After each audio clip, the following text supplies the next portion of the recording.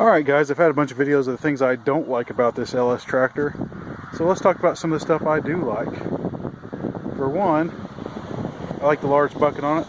I like the quick detach bucket. I looked at John Deere, and you have to get their proprietary John Deere system. Everything has to be John Deere, or you have to buy a quick attach adapter for their loader. Another thing I like about the tractor is the larger wheels in the front. Some of the subcompact tractors have smaller wheels. This helps with a little more flotation over grass and whatever, a little more traction. Excuse me. Another thing I like about this tractor is it comes standard with the telescoping 3-point hitch. My Kubota I had was smaller, and it had like a screw type binders on it for the stabilizers. It has the pins. It's a lot easier to use. This is a lot easier to use here than my Kubota was, how I had to adjust it. My Kubota also had 3 settings in the back, just like this does. There's another thing there is the drawbar down here. On a John Deere, it didn't come standard. There's another, I don't know how much it was, but it was a lot more. I'm thinking around $600 is what they want to charge to put one of those on. This is another thing I like about this tractor, is the rear remotes. I looked at John Deere, Kubota. Most of them was a standard option without those. You had to pay more. I think John Deere, just for 2 remotes, it was almost like $1,300. Also has a trailer hitch on the back. Now if you go to a New Holland dealer and you look at one of their Boomer series tractors, it's pretty much this tractor. It's the same tractor made by LS Entron. If you look at the New Hollands, it'll have a New Holland emblem, like right about here, but it'll still say LS Entron. This tractor has been running smoothly since I got it back from the dealership. Some other things I liked about the tractor is I like having a small tool case. It comes in handy. A pouch. I usually throw my mail in there when I drive down my long ass driveway and forget about it for weeks.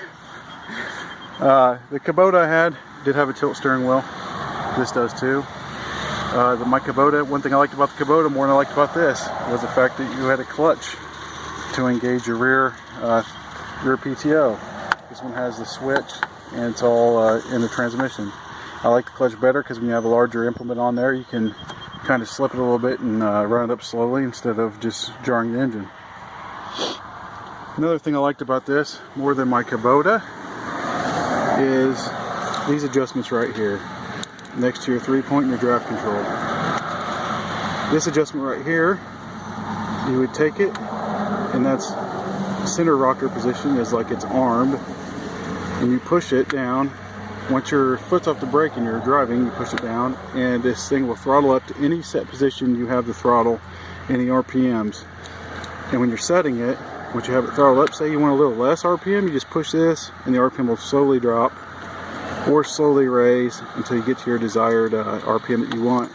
I like this because when I'm out brush hogging, I'll slow it down when I have to make turns or go around stuff, and then as soon as I start going straight again, I'll click it just like that and it'll pick the RPMs right up where I left off. I do like that. I do like the fact that this thing has a horn on it. And the multiple different light settings, highs, lows, and it's got work lights in the front that kind of illuminate a little bit more on the side. It's a standard, just like every other tractor. It's got the standard off and on for the headlights and the turn signal on it. On my Kubota, it was a B series. You'll see the 2 brake pedals over there. My Kubota was a hydrostat, so that side was the clutch. This side, I had a rocker pedal, which, by the way, I did like more than this.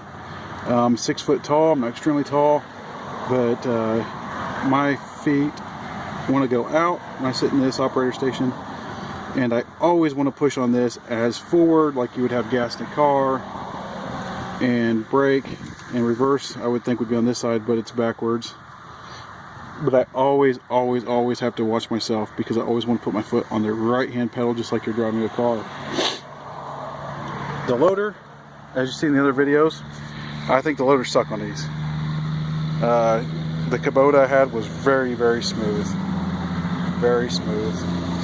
I really don't like the fact that this lever over here is your 4-wheel drive lever, down for full drive, up for disengaged. That's the same as like my Kubota. You push on it for lock the rear differential. I would rather have a lever up higher that you could move with your hand instead of leaning down to unlock it. 3 speeds, hydrostat. I don't know what these would be for. I haven't found anything on them. What bracket would bolt here? Maybe in Korea it was some kind of option for a shade cover or something. That'd be nice to know, or be able to find one. Seat's comfortable. Has all different positions. You can adjust the armrest on it, the height of them. You have to take little caps off and you can adjust them up and down. But yeah, there's no height. It's just adjusted by the angle, which is pretty, it works out pretty good. The seat folds down. It's got a cushioned seat on it. I like that. I like the steering wheel. It's nice and large. It's adjustable down. When it comes to looking under the hood with the loader raised, everything's pretty open. Now in this tractor, the engine on this thing stops about right here on the tractor. All the rest of it is radiator and cooling and stuff.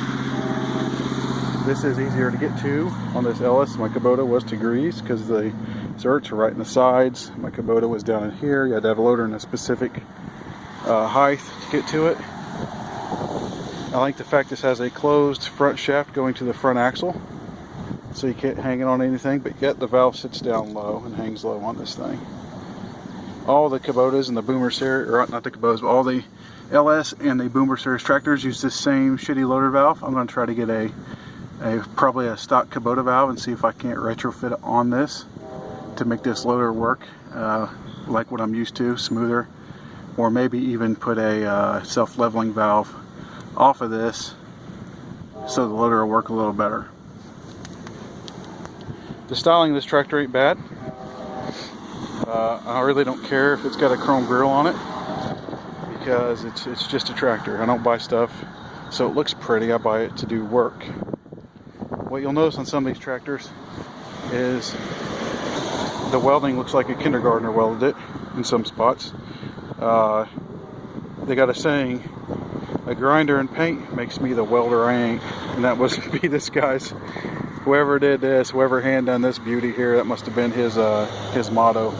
Welder and paint makes, or grinder and paint makes me the welder I ain't. You'll notice it on all of them. They're about the same. They'll try to touch up the paint at the dealerships when you get them. If there's any spots where they've rubbed a crate or something as they came over from Big Rock Candy Mountain in China or Japan or Korea or Taiwan or wherever it's made. I like how the gas tank is right here on the side, down at the bottom. The Kubota I had, the gas tank was located right here, and it made it a pain in the ass to get to. Another thing I don't like about this tractor is this, it's a safety feature.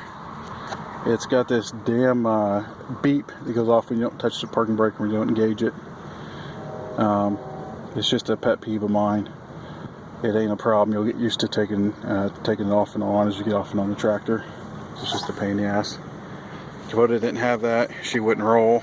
That's why I liked it a little bit more for that. I like the loader can lift a little bit more on this tractor, but look at the size of the tractor. Surely a B-size Kubota did not lift as much as this. All in all, since I got the tractor back this week, I've used it quite a bit. Been moving things around, and it's been running beautifully.